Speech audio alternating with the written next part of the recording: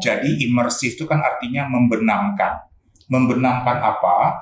Membenamkan realita ke dalam dunia virtual. Jadi seolah-olah kita bisa berada di mana-mana.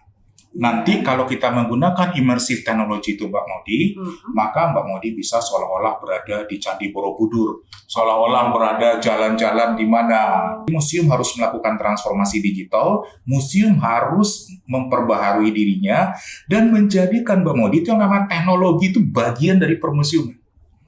Yang sekarang itu terjadi adalah teknologi itu seakan-akan makhluk aneh yang berasal dari masa depan masuk ke dunia museum masa lalu gitu loh. Ketika kita punya teknologi, kita punya infrastruktur, tapi pelayanan kita kepada masyarakat, kepada tamu, kemudian memperkenalkannya itu setengah hati, tidak baik, belum tentu juga. Berarti Pak, kalau teknologinya udah tinggi banget tapi nggak ada personal touch-nya, nggak bisa jalan juga That's dong Pak. why buku yang salah satu yang banyak dibaca orang di zaman cyber ini adalah High Tech, High Touch dari John Naisbitt.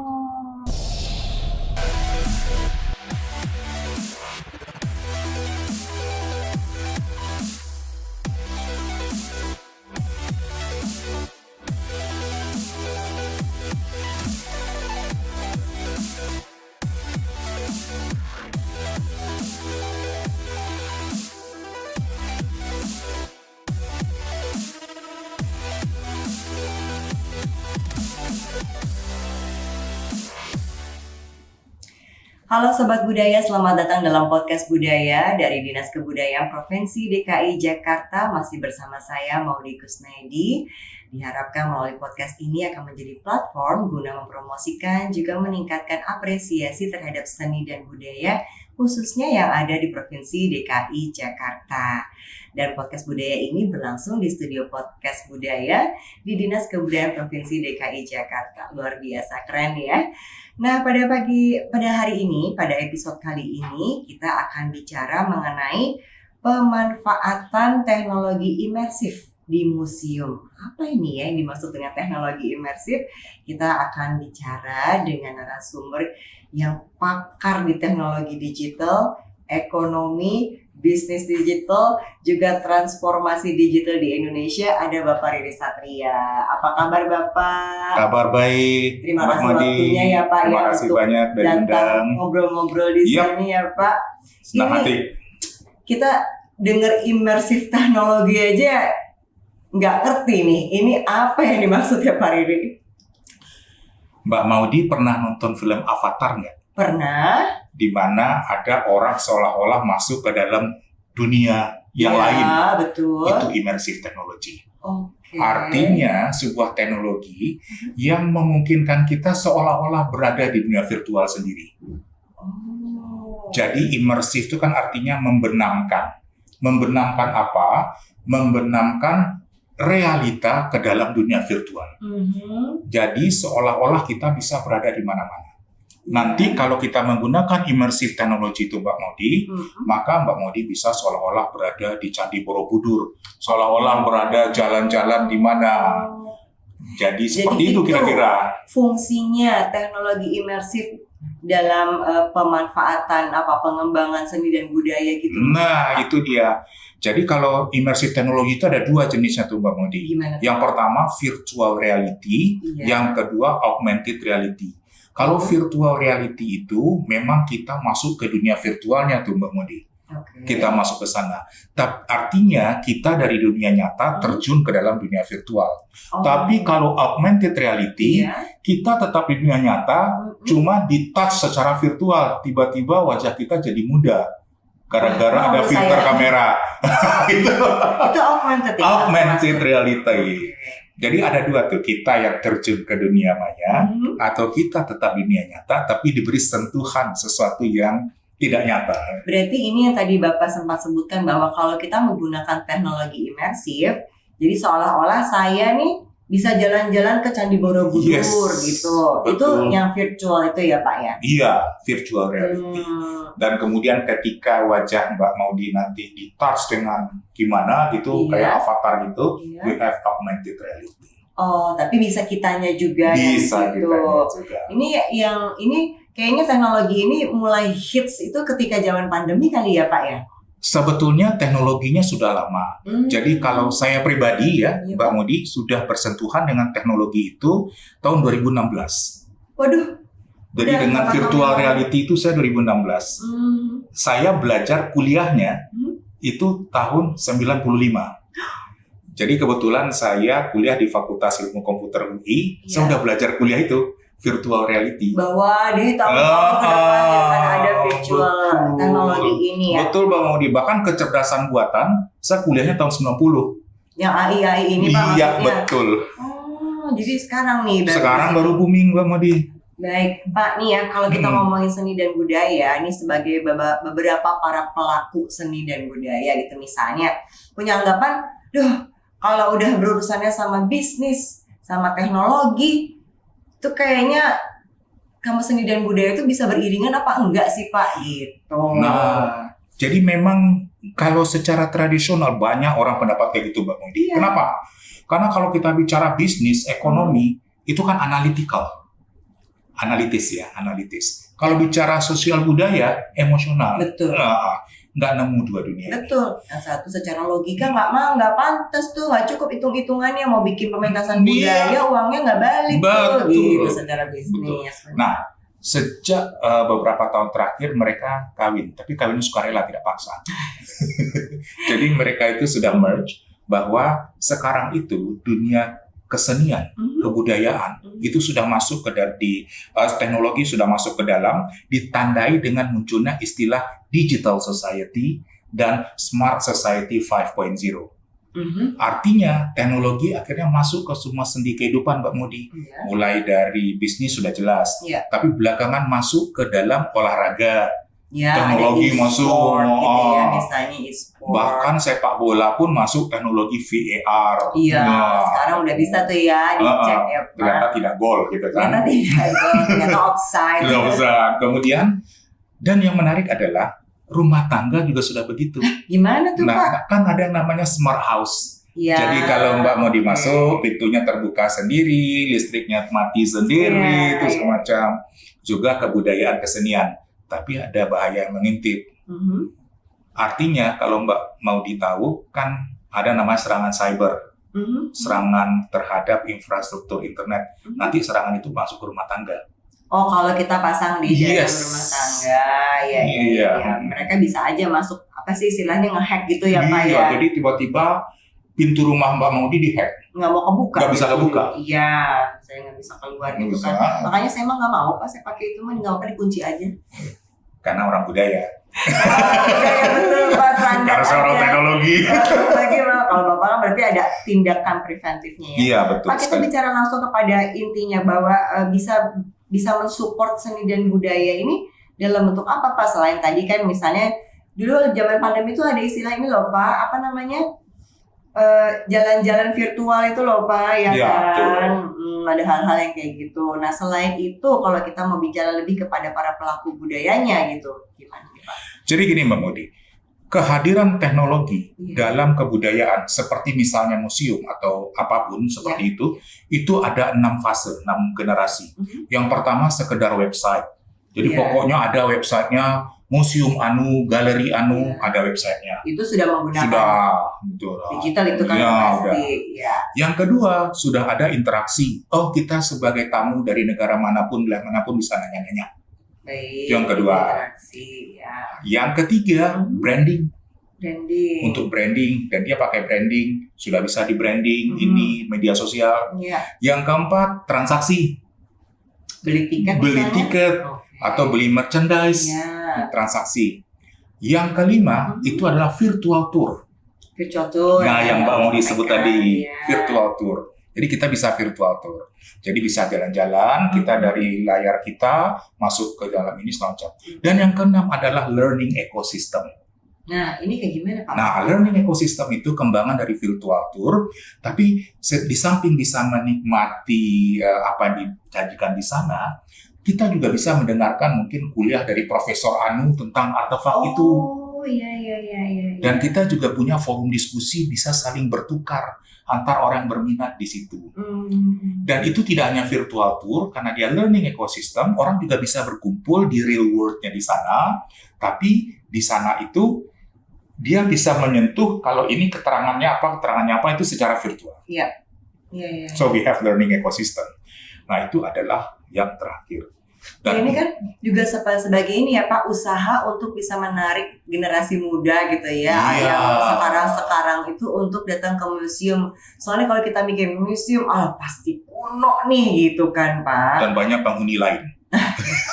Karena dibawa oleh artefak-artefak itu. Iya Pak. Nah ini memang usaha-usaha yang juga dilancarkan ya Pak ya. Maksudnya diusahakan agar supaya bisa meningkatkan para pengunjung untuk mengapresiasi dan datang ke museum. Seperti ini Pak, saya lihat tuh di museum salah satu yang mengusahakan untuk urusan budaya. Jadi ada yang kayak touchscreen gitu loh Pak. Yep. Di touchscreen nanti binatangnya saya komodo, saya dari Pulau Komodo gitu misalnya kayak gitu Pak. Itu yang masuk ke itu yang bagian dari learning ecosystem. Karena ketika kita anak-anak jalan ke sana, dia lihat touchscreen, dia di samping melihat ada display mungkin replika komodonya, dia juga bisa mendapatkan learning points tentang komodo. Itu learning ecosystem Pak Maudi. Dan itu tentu saja on demand.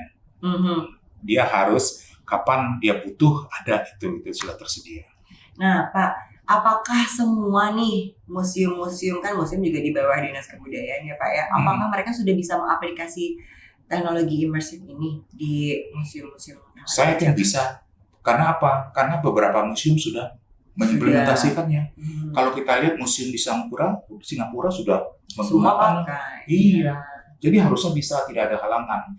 Artinya apa Mbak Mundi? Teknologinya bisa dibeli, teknologinya bisa dibuat. Cuma dua yang jadi persoalan. Yang pertama adalah tata kelolanya, yang kedua adalah orangnya. SDM-nya. Saya melihat ada sebuah tempat tapi bukan museum, beli teknologi immersive technology, nggak pernah dipakai karena nggak ada operatornya Mbak Mundi. Wah, gitu. Jadi akhirnya uang yang diinvestasikan terbuang percuma kan? Sebenarnya kalau kita mau menggunakan teknologi imersif itu di museum, let's say apalah ya Pak ya, misalnya di sanggar tari gitu misalnya ya Pak ya. Jadi kalau misalnya orang datang, ini tarian apa keluar gitu betul. Misalnya ya Pak ya. Itu sebenarnya syarat-syaratnya apa aja sih Pak supaya kita bisa mengaplikasikan itu? Pertama dari syarat teknologi. Teknologi tentu ada infrastrukturnya, ada internet yang kanalnya cepat. Kan nggak mungkin yang kita putar tuh video, kemudian kanalnya lama-lama patah-patah geraknya. Jadi infrastruktur yang pertama. Yang kedua adalah media penyimpanannya. Yang namanya video segala macam, database kan besar. Itu memang harus ada media penyimpanan cukup besar. Itu dari sisi teknologi. Tapi menurut saya yang paling sulit itu adalah dari sisi konten, Mbak Modi. Justru untuk ngisi ininya ya Pak ya, maksudnya ya kontennya ya, isi-isinya yang mau ditayangkan yang mana gitu maksudnya ya Pak ya. Kita ambil contoh podcast ini Mbak Modi ya, podcast ini. Semua teknologi yang ada di sini bisa kita beli, bisa kita pakai. Nah, pertanyaannya, berapa orang yang punya talent seperti Mbak Maudi bisa mandu duduk di sini? Banyak Pak. Tapi persoalannya tidak semua orang. Tapi teknologi kalau kita punya duit bisa beli. Beli aja, tapi nggak bisa diaplikasi. Itu akhirnya. Jadi akhirnya persoalan terbesar itu ada di orang, di SDM-nya. Pertama, SDM yang mengisi kontennya. Yang kedua, SDM yang mengoperasionalkannya. Iya, itu. Nah, ini kalau misalnya di museum itu yang mengoperasionalkan, yang mengoperasi atau yang melaksanakan dan yang ngasih kontennya itu bisa di sub nggak sih Pak? Apakah ada perusahaan yang menerima jasa? Ayo sini aku bikinin teknologi imersif gitu Pak, gitu bisa nggak sih? Jadi begini Mbak Maudi, ini memang kita lagi masa peralihan dan masa transisi. Museum itu identik dengan peninggalan masa lalu, identik dengan kusam, identik dengan kuno, identik dengan ketertinggalan zaman. Sehingga tidak menarik untuk tempat bekerja buat anak-anak milenial yang punya kemampuan teknologi tinggi. Coba kalau kita tanya ya, teman-teman yang masih adik-adik kita masih kuliah, yang mereka belajar gitu ya, teknologi, mau kerja di museum nggak? Maksud mereka terpana, museum. Nggak kebayang itu. Nah, artinya apa?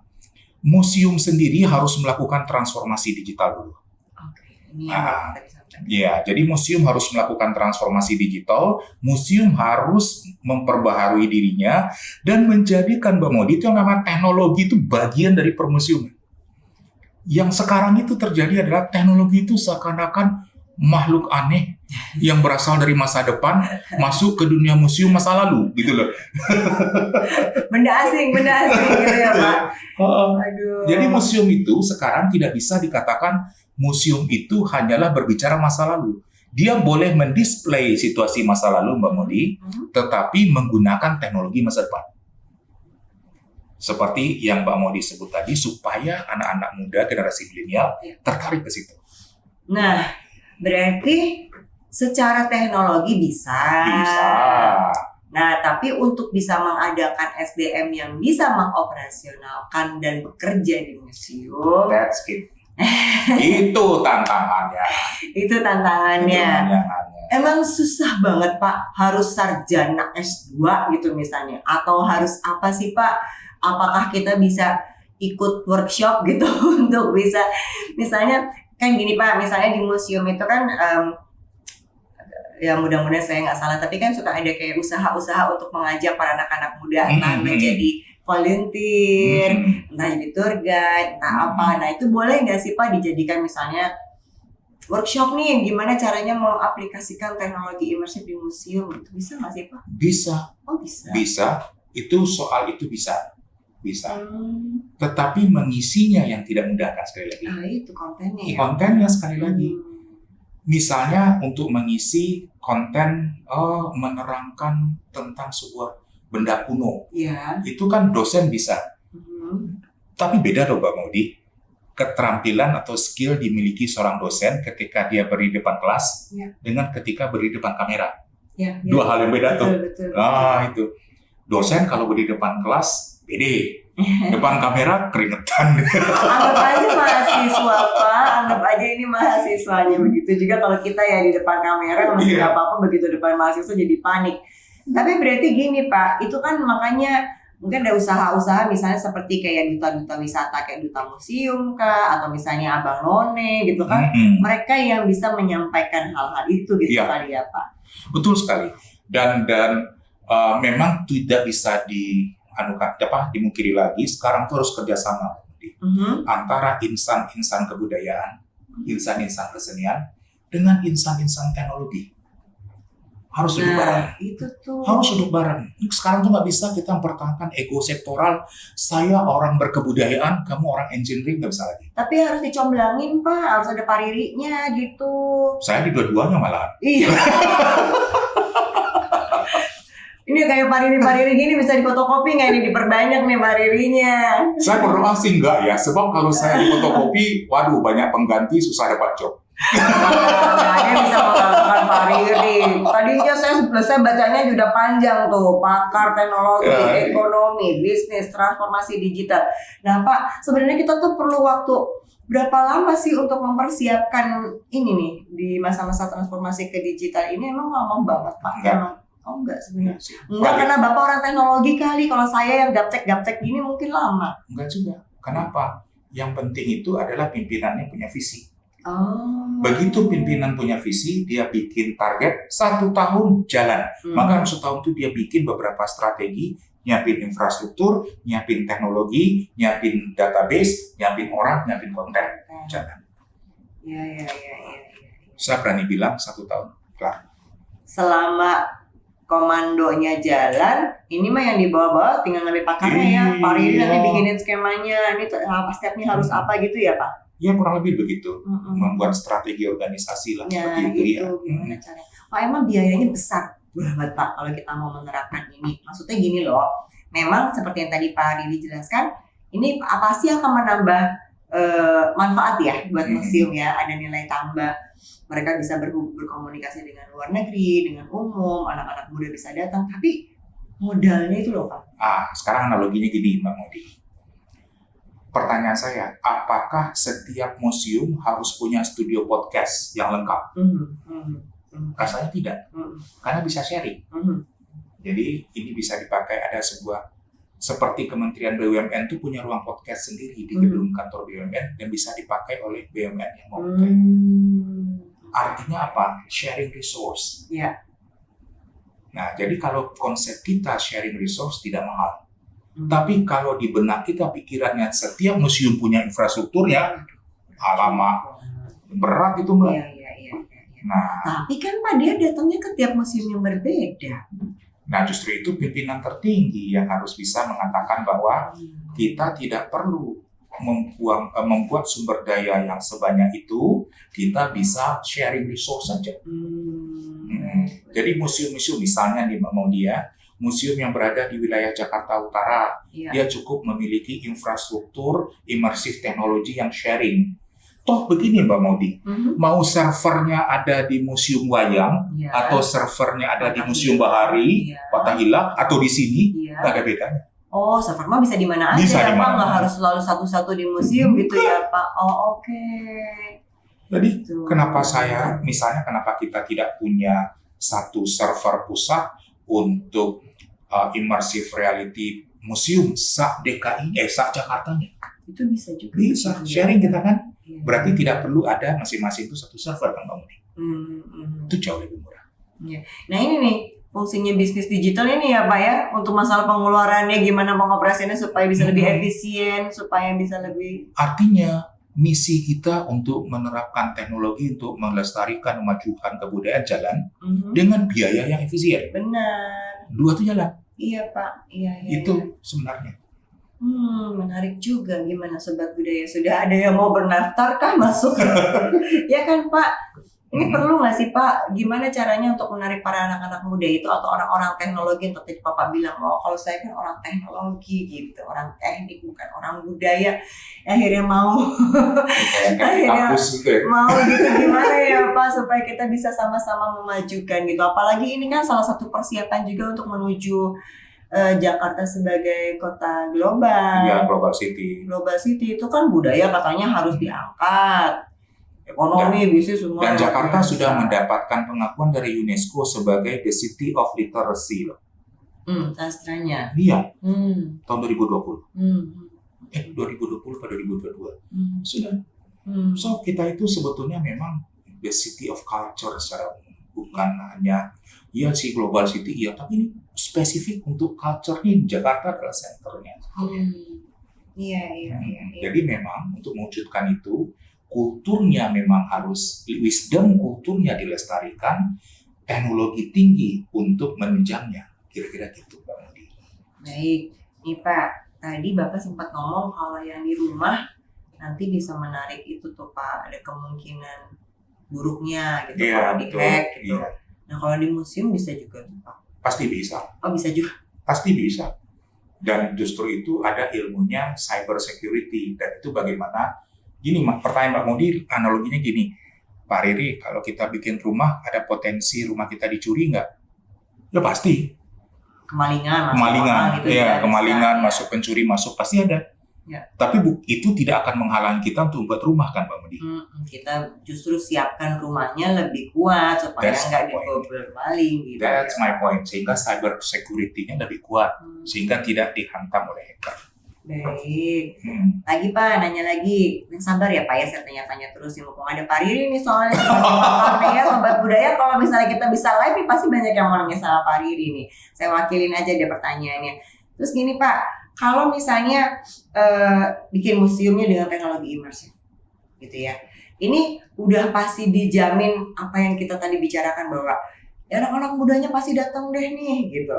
Ini komunikasi dengan luar negeri jadi lebih mudah, siapa tahu bisa dapat menjalin kerjasama untuk bantuan dan sebagainya. Ada dampak negatifnya nggak sih Pak? Menjawab pertanyaan itu lagi-lagi dengan analogi Pak. Iya. Kita sudah punya rumah, rumah kita bagus, kemudian nyaman, kemudian mobil kita juga oke, halaman rumahnya oke. Pertanyaannya pasti akan bertamu nggak orang? Belum tahu sih. Belum tahu, apalagi kalau wajah kita jutak kan. Jadi artinya apa? Ketika kita punya teknologi, kita punya infrastruktur, tapi pelayanan kita kepada masyarakat, kepada tamu, kemudian memperkenalkannya itu setengah hati, tidak baik, belum tentu juga. Berarti Pak, kalau teknologinya udah tinggi banget tapi nggak ada personal touch-nya, nggak bisa jalan juga That's dong, Pak. why buku yang salah satu yang banyak dibaca orang di zaman cyber ini adalah High Tech, High Touch dari John Naisbitt. Oh, high tech, high touch. High technology Ya. with high human touch. Iya. Harus, kalau tidak. Kalau dari Bapak penjelasan Bapak tadi, iya benar dong. Iya. Udah keren-keren teknologinya, tapi kalau emang secara SDM-nya mereka tidak mengerti, tidak bisa menyampaikan, tidak bisa menerima, ya sulit juga ya, Sulit Pak. juga, dan orang juga tidak datang dan belum tentu juga orang mau kerja sama kita kan. Ya kita pinter, kita punya banyak peralatan, kemudian wajah kita marah dulu, gak ada juga orang teman kita. Mungkin bukan marah sih Pak, mungkin dia lagi pusing nih Pak, mikirinnya gimana gitu. Banyak pikiran kali Pak maksudnya Pak gitu. Pak, satu lagi nih Pak, potensi ke masa depan. Bapak optimis nggak sih Pak bahwa si teknologi imersif untuk spesial khususnya di urusan museum ya Pak ya, ini bisa diterapkan, dijalankan gitu? Saya optimis. Cuma iya, betul harus ada pilar-pilar. Pertama, ini bukan hanya isu teknologi. Ini adalah isu teknologi, ini adalah isu konten, ini adalah isu organisasi, ini adalah isu manusia, dan ini adalah isu budget. Banyak banget Pak isunya Pak, ngalahin dengan berita gosip ini kan banyak banget nih. Mau ditambah lagi? Bisa ya Pak, makin banyak ya Pak. Tapi 5 ini utamanya Pak. Mengapa? Karena sering kali kesalahan itu adalah immersive technology dimaknai only technological problem. Padahal sesungguhnya tidak. Ada 4 problem lagi yang harus dipikirkan mengiringi dia. Termasuk budgetnya dong. Nah gitu. Dan itu harus jalan bareng. Itu adalah sesuatu yang harus dipikirkan oleh pimpinan.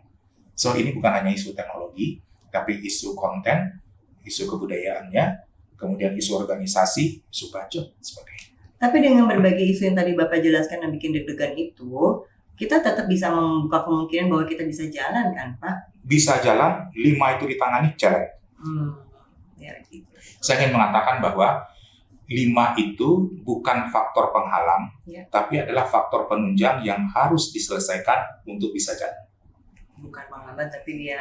Iya, ibarat mobil, kita harus penuhi bensinnya, kita harus beresin rodanya, ya wajib dong. Dan itu bukan faktor penghalang. Itu adalah faktor yang harus dibereskan supaya mobil kita melaju dengan cepat. Bukan di jalanan depannya tuh ada palang, jadi bisa maju gitu kan Pak. Mobilnya diberesin bisa jalan gitu ya Pak. Ya harus optimis memang ya Pak ya. Semangat. Harus gitu banget ya, dan saya sangat percaya itu kita bisa. Gitu ya Pak. Baik Pak, Bapak mungkin mau ngobrol sama sobat-sobat budaya yang mungkin di antara sobat budaya ini ada anak-anak muridnya Bapak mungkin, ada orang-orang teknologi, mungkin ada pelaku budaya, karena ini kan kita bicara seni budaya itu memang banyak Pak dari berbagai sisi, ada arsitektural, ada macam-macam juga sih Pak. Jadi mungkin sobat budaya di sini juga ingin mendengarkan dari sisi teknologi seperti apa nih Pak yang diharapkan atau ingin disampaikan, silakan Pak.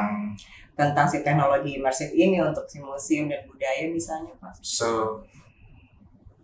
Jadi sebenarnya ya, yang perlu kita ketahui bahwa yang namanya teknologi hari ini tidak bisa dipisahkan dari kehidupan.